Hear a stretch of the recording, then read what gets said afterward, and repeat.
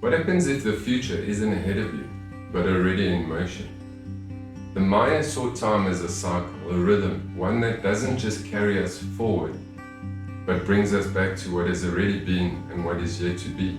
You may think of your future as something distant, something you haven't yet touched. But what happens if you have? What if the echoes of tomorrow are already whispering to you through the blueprint of your soul? And if your soul already knows the path, then the question isn't just what comes next, but what are you doing right now to shape it? Could the choices you make today shape not just tomorrow, but the next life? Hi, welcome to my channel. I'm Trevor, if you haven't joined me before. So let us take a look at what happens in future lives when you reincarnate again. And I'm also going to take a look at a personal experience I had of going into the future and seeing my future life as it will be. The past is gone, a series of moments now crystallized in the memory of your soul, and of course the Akashic Records. The future, however, waits in silent unknown. It hasn't happened yet, at least that's what we tell ourselves. But what if that's not entirely true? If the future can be seen clairvoyantly, then like the past, it already exists. What if time isn't a straight road into the unknown, but something far more mysterious, a pattern, a rhythm, a cosmic design that reveals itself only when the moment is right? The Maya understood this. They mapped time not as something linear, but as something alive. To them, the future wasn't something new, it was something returning. Events, energies, and even souls all caught in the great turning of the cosmic wheel. And if this is true, then what does it mean for our future lives? Some years back, while I was sitting in meditation, I was in a state of higher consciousness. A cosmic being descended and plugged me into the matrix of the Akashic Records. Not of the past, but of the future Akashic Records, of what will be. So as I sat silently waiting, and in my excitement, I could see a huge spacecraft. The doors of the spacecraft were open. And there were about 20 young boys between the age of 16 and 20, and I was one of them. And we were entering this spacecraft. This was really exciting for me. It was almost like a dream coming true. It's always something that I'd wanted to do. So as I saw us walking into the spacecraft, I was then taken into what would be my room. And the room was fairly big. And if you can imagine, a lot of people say, oh, that's terrible, you have to live in a room your whole life. But we're in rooms all the time.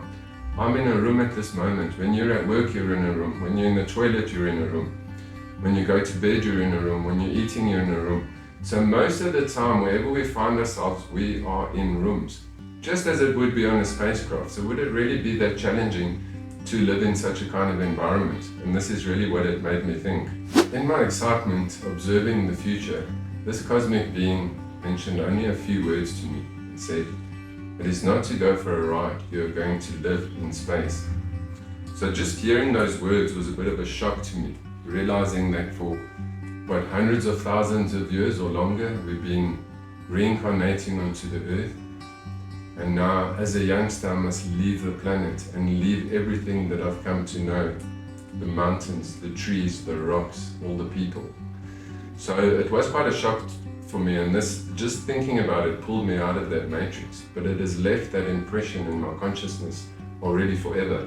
This was really an incredible gift from Spirit that they gave me to see what kind of future that is being created for me. How my past has actually led me to this point that will be. Seeing my future, and in specifically what I'd be doing. In other words, I don't have to go look for work in my next life, it's already been defined. So to me that was quite exciting to know that I already have some kind of a purpose in my future life, that we don't have to still come and figure out what we have to do. It's really quite exciting to see where humanity is going to evolve to into the future, and that is the space age. And yes, there will be souls that will still remain on Earth if they choose not to leave. The Maya didn't just track the movement of the heavens. They saw the way time itself moved. Their long count calendar wasn't about counting the days It was about seeing the cycles of existence. The Maya didn't just track the movement of the heavens. They saw the way time itself moved. The long count calendar wasn't about counting days, it was about seeing the great cycles of existence. They understood that civilizations rise and fall, that great events repeat, and that life itself moves in patterns. And just as the universe moves in cycles, so too do we. Remember, as above, so below. If time is a cycle, if the future is not ahead of us but already forming the patterns we create, then what role do we play in shaping what is to come? There's a question we really ask ourselves. Are we creating the future or are we remembering it? I personally feel that the futures are already constructed in some way. And remember that the ancient axiom, sins of the fathers unto the fourth generation. We are the parents and the products not only of our past but of our future lives as well. But I also do believe that people can and do get to choose some aspects of their future lives.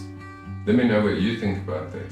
Because if time moves in cycles, if everything repeats in ways we don't fully understand, then perhaps our souls have already touched the future. Perhaps every choice we make now is a ripple through time, setting into motion events we are yet to live.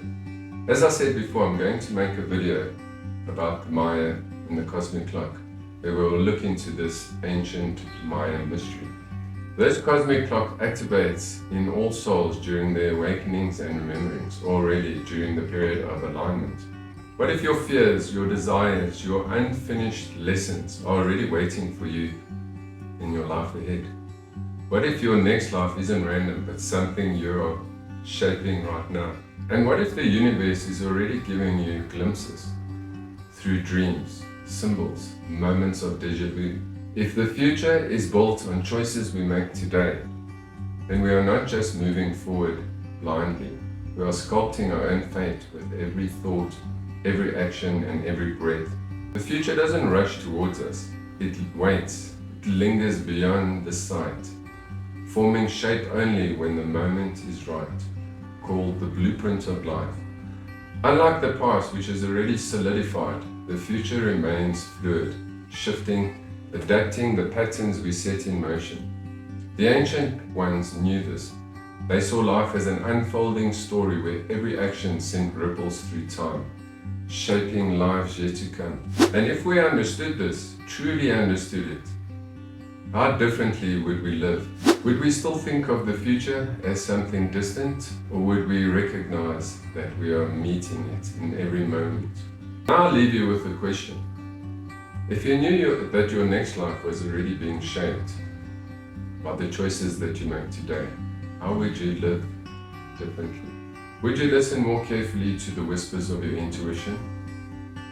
Would you see the signs along your path not as coincidences, but as messages? Maybe the future isn't something to predict, maybe it's something to remember.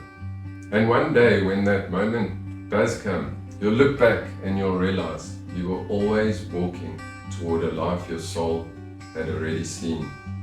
And when that moment arrives, you will recognize it and know it again for the first time.